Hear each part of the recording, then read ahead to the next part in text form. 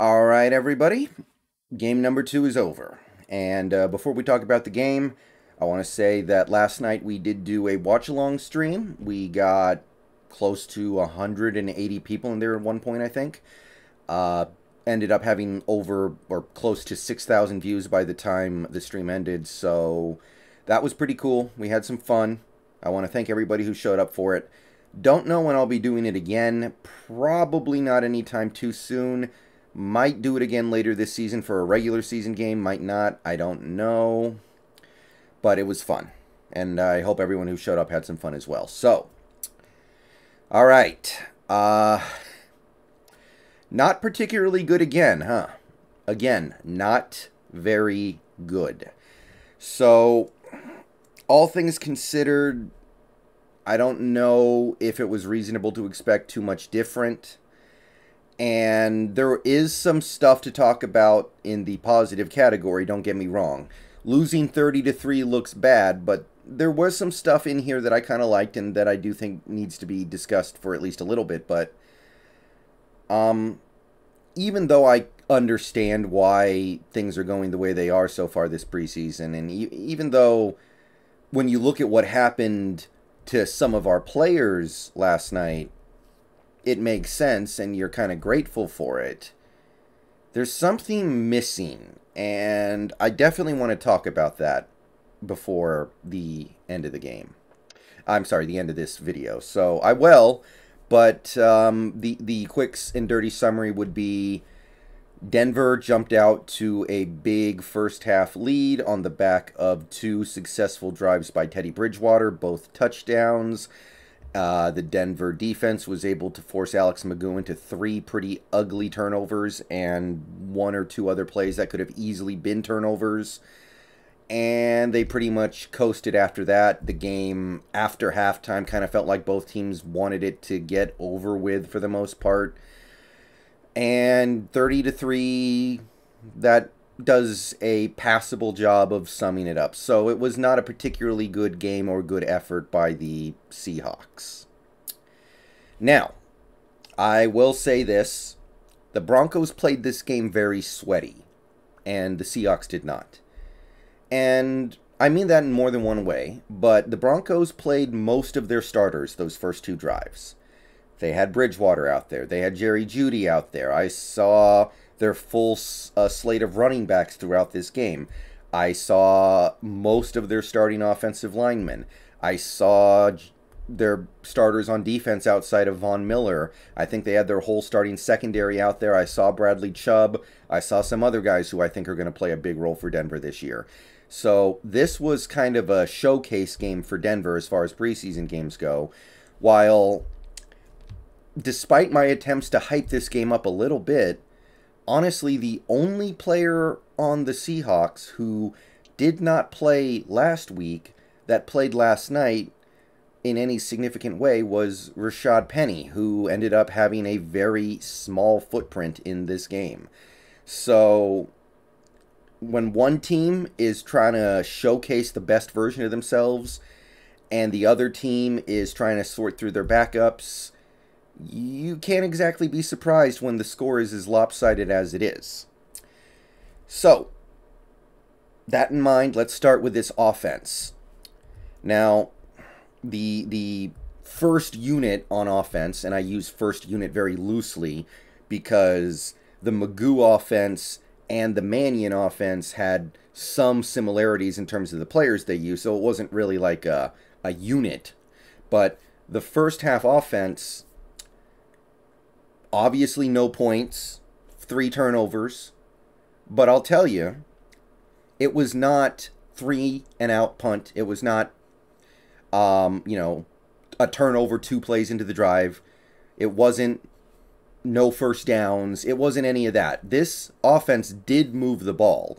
And during those stretches where we did move the ball, we had one stretch where we picked up a first down on 3 consecutive plays. McGough had 2 good completions and then ran for another one. You see the Waldron offense as a sort of stepping stone of what we hope it will be when our starters are out there. It's moving fast. It has tempo. The ball is getting out of the quarterback's hands quickly. Things are the downside of plays is very limited. There isn't a whole heck of a lot that can go wrong. Things are just moving quickly. So you see a lot of stuff with that offense in terms of the way it's being managed that I think most people will like. And when the offense was clicking, even with all these backups out there, you see them move the ball and you see them do good things, and you think, wow, you put better players in this same scheme, it seems like things should be all right. I thought the backup offensive line, and it was almost all backups. I think Damian Lewis might have played a little bit, but that's about it. They played pretty well. Stone got credited with 2 sacks allowed, but neither were his fault. I saw some stuff I liked from the receivers. I saw some stuff I liked from Alex Collins as a running back.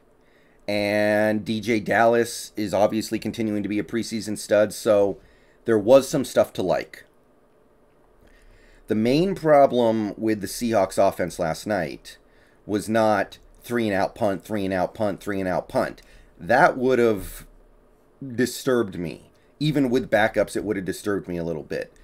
The problem with our offense last night, and this is why I'm not mad at them specifically, the first unit, the first half offense, was they would get something going and then one of 2 people would screw it up.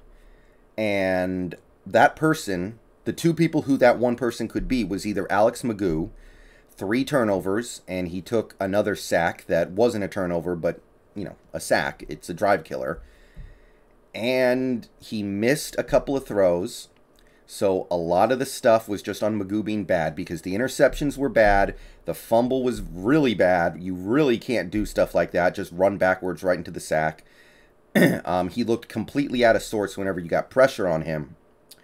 Just a really awful game from Alex Magoo. And as somebody who was kind of hyping up the Alex Magoo is going to be our backup this year wagon, forget it. Forget about it. Like, I'm not high on Sean Mannion either. I'm not really that high on any of the 3 guys, but Magoo is at the point in his career where he should know better than that. And the fact that he doesn't means I got to be done with it. So, yeah, Magoo, you had your chance. You blew it so badly, it's hard for me to believe anything you do against the Chargers is going to save you. Or the other guy who was going to find a way to screw it up, Dominic Wood-Anderson. And I thought this dude was going to start crying on the field, David Wilson style, if you remember that guy. I thought this guy was going to start crying in the middle of the field because he clearly does not belong out there. He committed 5 penalties tonight, I think. Only 4 of them were accepted, but he committed 5 penalties.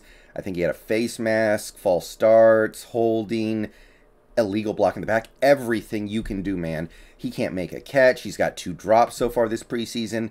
This dude has 0 catches, 2 drops, and 7 penalties in 2 preseason games.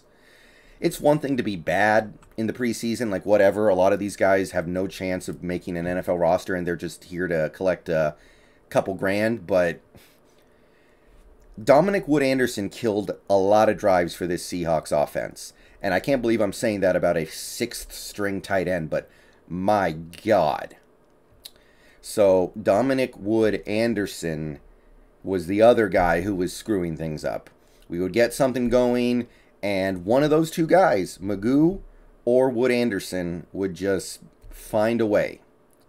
So the good news is the other elements of this offense seemed to be working fairly well. So I'm not too down on the offense despite the lack of points. I am down on those players specifically.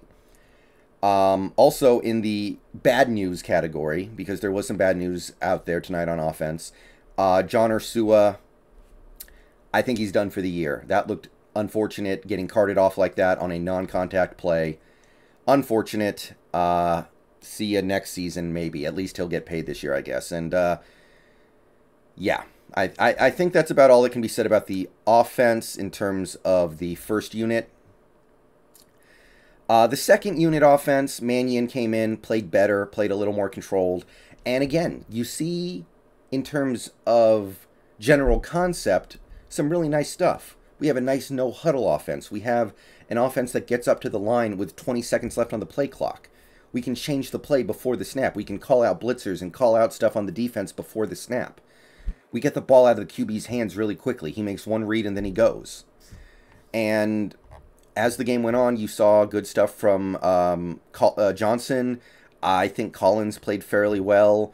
Ursua, before he went down with the unfortunate injury, was playing pretty well. Cade Johnson, if he could find a way to make the 53-man, I mean, at this point, I feel like he could help this team. I like him. DJ Dallas, I already mentioned him, but he's been the star of the preseason so far. Aaron Fuller, Travis made a great catch near the end of the game. Really, really difficult catch to make, and he did it. Cody Thompson had the third down catch. Weddington made a couple of plays. So we saw good things from this offense, despite the lack of points at the end of the day. This was not, like I said, 3 and out, 3 and out, 3 and out, 3 and out, punt the ball, 3 and out, 3 and out, 3 and out, 3 and out, punt, punt, punt, punt, punt. This was get a little something going, show signs of life, put together good plays, put together a good stretch of plays, and then somebody messes up, and messes up in a big way. You know who I'm talking about. And I think that's really all that can be said about the offense. It seems like Gino's backup job is relatively safe after all. So I'll go ahead and not kill the offense for putting all of 3 points on the board. Look, I'm not saying this stuff is meaningless, and I am going to talk about this stuff at the end of the video, but when you're playing your third string and fourth string quarterback in a league where quarterback play is a huge chunk of the equation, it's really tough when you're playing against a defense of mostly starters. You are. I saw Bradley Chubb out there. I saw the starting secondary for Denver out there, at least for the first couple of drives. For a good chunk of that first half, I would say, I saw the starters for Denver's defense. So there was definitely some panic in the stream as I was going through the game, but you can focus on the negatives. You can do that. Everyone has a right to focus on those negatives if they want to. I kind of get it. I was getting agitated too, but you can also focus on the nice screenplays that we ran. You can focus on some of the stuff we were doing in terms of play calling and getting up to the line quickly. And as somebody who understands what this preseason is to this team and understands what this season is going to be for this offense, I'm going to appreciate little things like that. Okay, so defensively, in terms of end result, it wasn't that much better than the offense. Bridgewater led 2 touchdown drives, just stormed down the field, converted 3 fourth downs, made big plays when they needed to, and generally just kind of did whatever they wanted. Obviously, Bridgewater had a very nice stat line. That being said, let's divide things up into positives and negatives because, again, defensively there were positives. And that side of the ball, the defensive side of the ball, has more starters out there. So them not playing very well is definitely more concerning to me. We do have Darrell Taylor out there. We have Jordan Brooks out there. We have starting cornerbacks out there. We have Kerry Hyder Jr. out there. We do. And those guys, I don't know how well, at least some of them played tonight. Some of them played well, some of them didn't. But you've got no Wagner, you've got no Adams, no Diggs, no Puna, no Dunlap. Like, okay, I understand. Clearly, this team is not interested in using the preseason to get our best players ready to go. We have faith that training camp and practice is enough. And I'm not saying that's wrong, and I'm not saying that that's right, but that's the decision that we've made. We'll know in a few weeks if that was the right decision to make. But talking about what can be talked about here, the defense, there were some miscommunications in that secondary. On the touchdown pass to, who was it? I think it was Ken Hamler. There was a miscommunication. Somebody was supposed to go out there and cover Hamler in the flat, and they didn't realize it, and he was just wide open. That was embarrassing. There was another play on 3rd and 1 where nobody covered the running back in the flat, Javonte Williams, and he just dropped what would have been the easiest first down of his life.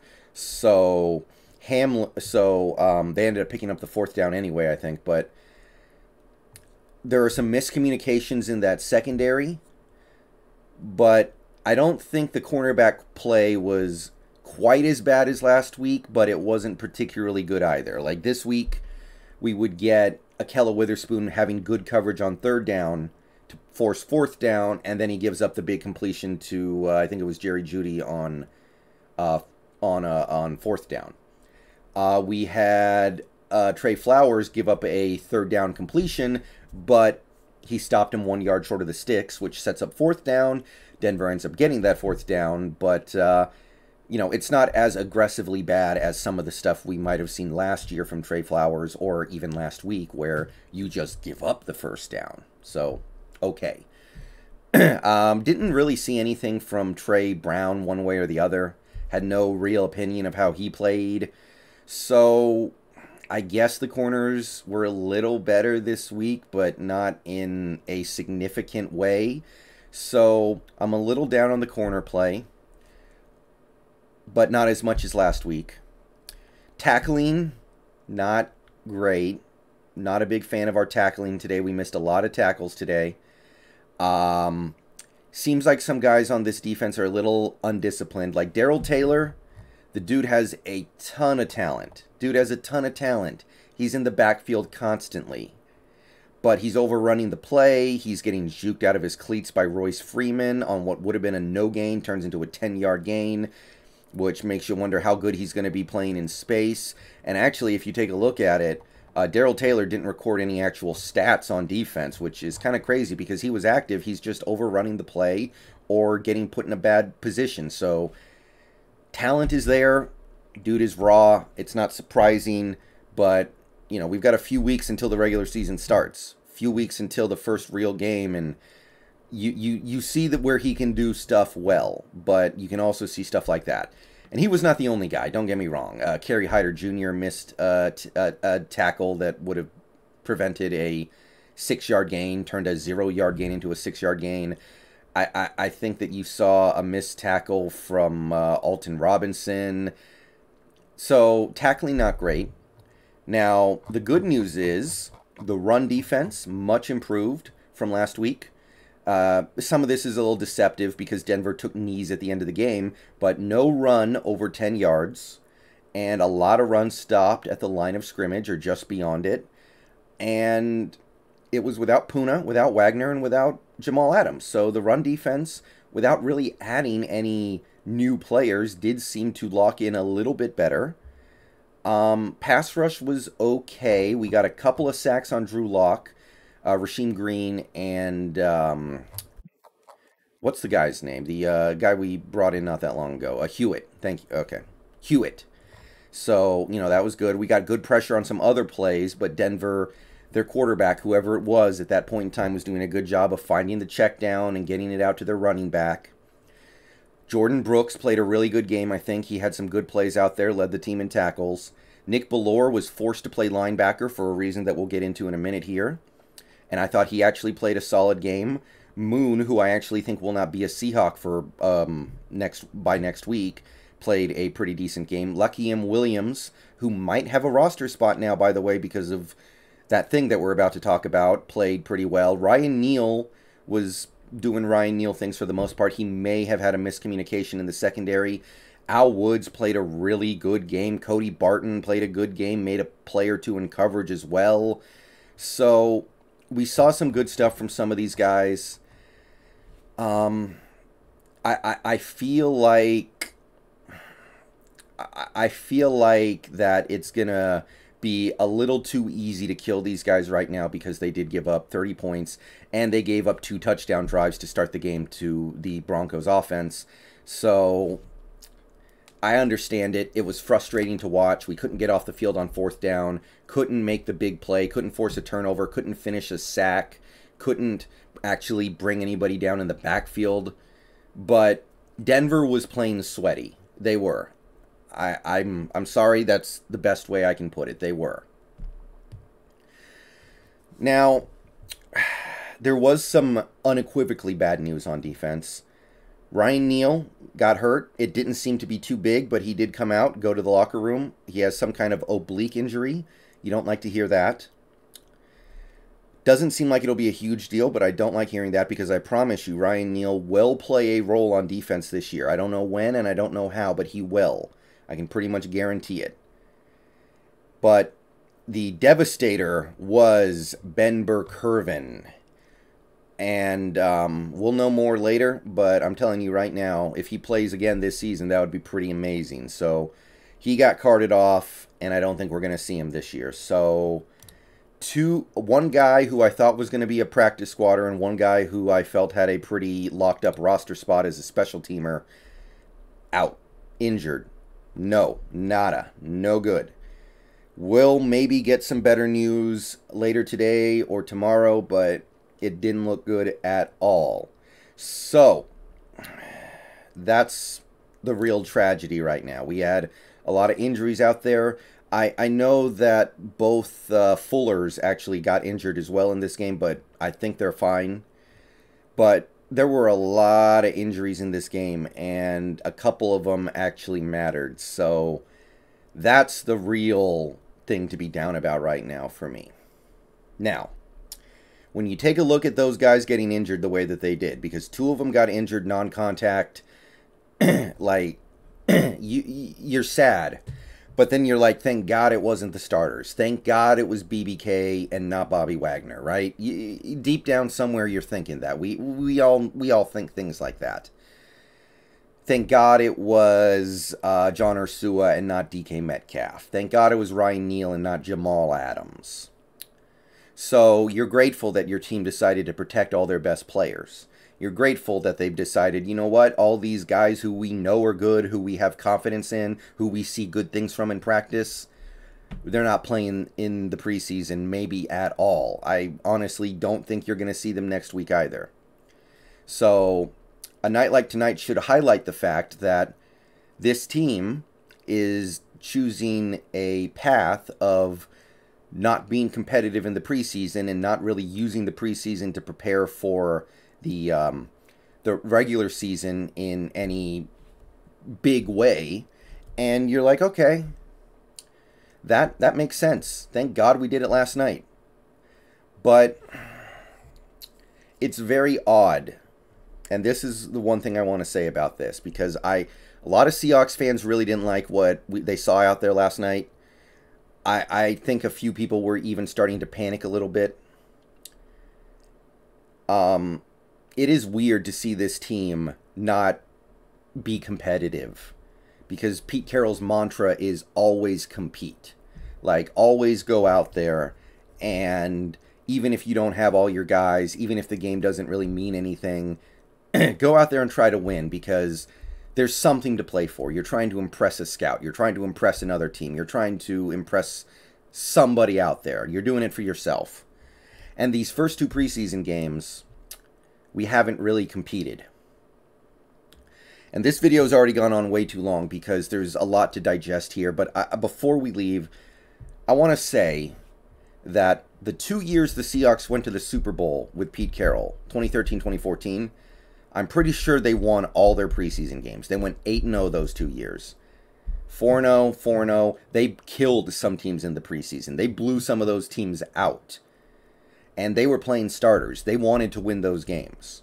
Now, obviously, we don't have the same depth that we did back then. Nobody really does. Not even close.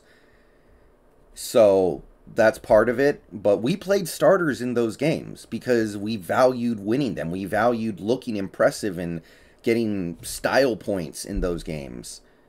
And clearly now we don't. I got the sense that the Seahawks might have found more value in forfeiting these first two preseason games than actually having to play them. And I don't know if that's wrong or right, but what I do know is the 2 years the Seahawks have really reached their full potential in the last decade, they showed up in the preseason. And right now we're not. Right now we're just, I mean, what we saw last night was just put as many expendable players out there as you can. Anybody who has any excuse to not play, do not play them. And we'll just kind of sort of evaluate the bottom of the roster.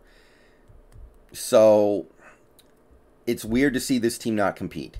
And there is something to be said for using the preseason as a springboard, and it doesn't seem like we're that interested in doing that. Now, again, I'm not saying that that's wrong, but what I am saying is the first few games of the regular season, if we come out slow and things aren't working at all and we look like we just met before the game started 10 minutes before kickoff and things are going bad, then please tell me we can hold Carroll accountable for deciding to not really utilize the preseason at all. Not utilizing the preseason to get the starters some reps in the new offense. Not utilizing the preseason to give the defensive stars some time together in a actual game environment. Because you can say those things are not valuable, and you might be right, but you also might be wrong. And whether or not that answer is right or wrong is going to vary from team to team. And you better hope this is one of the teams where it's not valuable, because again, if we go to Indy in week 1, play Tennessee week 2, and we look like we just broke huddle at training camp the day before the game started, then Pete, this was your call. All right. I think that kind of does everything I can to talk about this, because last night was weird. I totally get why we got blown out, and I don't get the sense that this team was all that upset about getting blown out. And you wouldn't expect anything else when you realize that Denver's playing most of their starters and we're not. But the lack of competition, it feels different. It feels weird. And I'm wondering if it represents something. But we're not going to know until the season starts. All right, way too long post-game video, but I'm out. Stream later to talk about it more. Go Hawks.